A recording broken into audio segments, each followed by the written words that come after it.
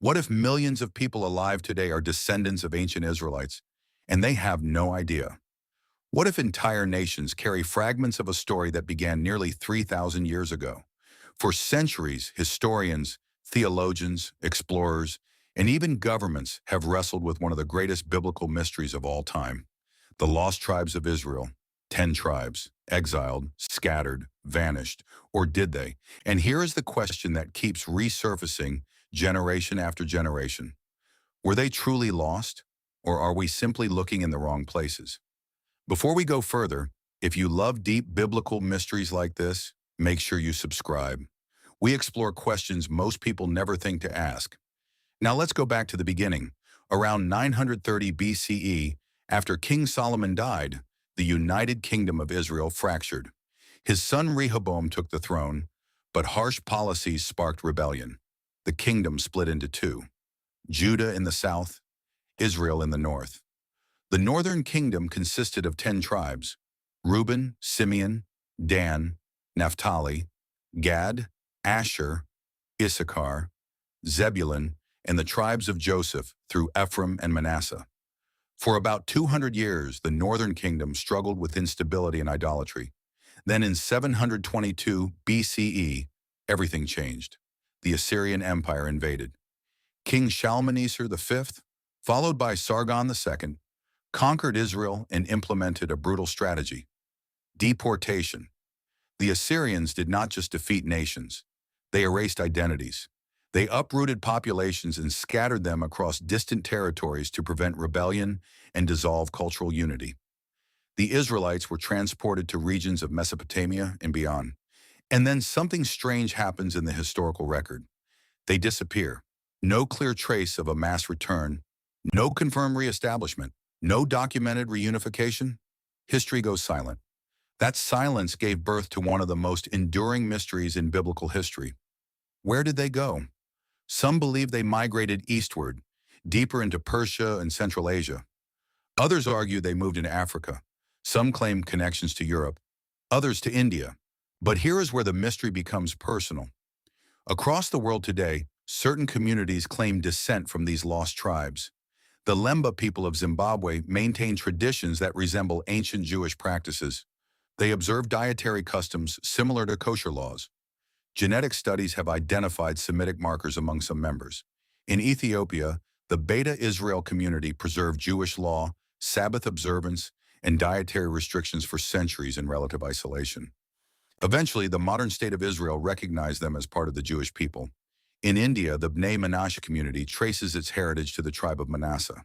In Afghanistan and Pakistan, some Pashtun tribes carry oral traditions that claim Israelite ancestry. Is this coincidence, cultural borrowing, or echoes of something much older? Here is where the tension builds. Scholars are divided. Some argue these claims lack firm archaeological proof. Others point out that identity is not always preserved in stone tablets. Sometimes it survives in ritual, language, and memory. Genetics adds another layer. Modern DNA analysis has uncovered partial Middle Eastern markers in certain groups, but genetic tracing over nearly 3 millennia is extraordinarily complex. Intermarriage, migration waves, and cultural blending blur clear lines of descent. So we are left in a place of uncertainty. But perhaps that uncertainty is the point. The Bible never gives a detailed conclusion about the fate of the 10 tribes. Instead, prophecy enters the picture. Throughout Jewish and Christian traditions, there are promises of regathering, restoration, reunification. Some see the lost tribes as a literal people waiting to be gathered again. Others interpret the concept spiritually, as representing the expansion of God's covenant beyond geography. But let me ask you something deeper. What does it really mean to be lost? Is it about geography or identity?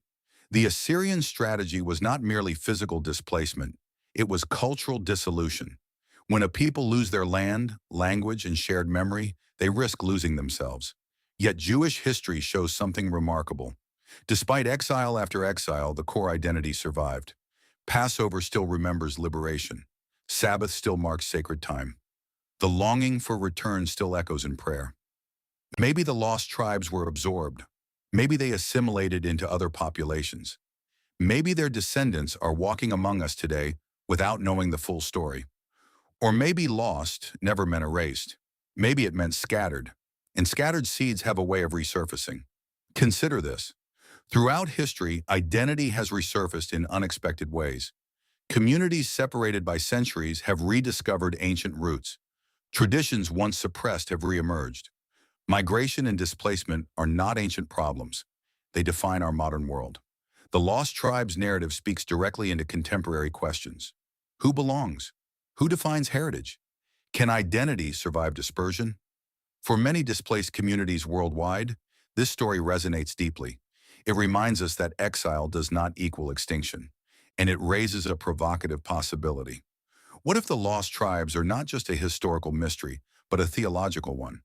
Some scholars suggest the idea of lost reflects shifting political boundaries rather than total disappearance.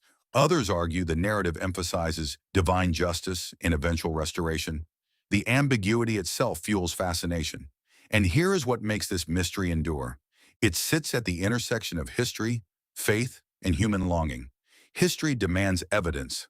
Faith honors promise. Human beings crave belonging. The lost tribes embody all three. Whether literal descendants still exist in identifiable groups or whether they were absorbed into the broader fabric of humanity, the question continues to stir hearts and minds. Perhaps the mystery persists because it mirrors our own journeys. Many people today feel scattered, disconnected, searching for roots, searching for meaning. The lost tribes remind us that identity can be fragmented, yet not forgotten. And maybe that is why this ancient question refuses to die. If this mystery fascinates you, subscribe now. We dive deep into biblical history, hidden stories, and the questions that still shape the modern world. Now I want to hear from you. Do you believe the lost tribes still exist somewhere in the world? Or were they fully absorbed into history? Comment your thoughts below, because sometimes the greatest biblical mysteries are not simply about the past. They challenge how we understand ourselves today. And perhaps, just perhaps, the search for the lost tribes is really a search for something even deeper. Identity, belonging, and the hope of return.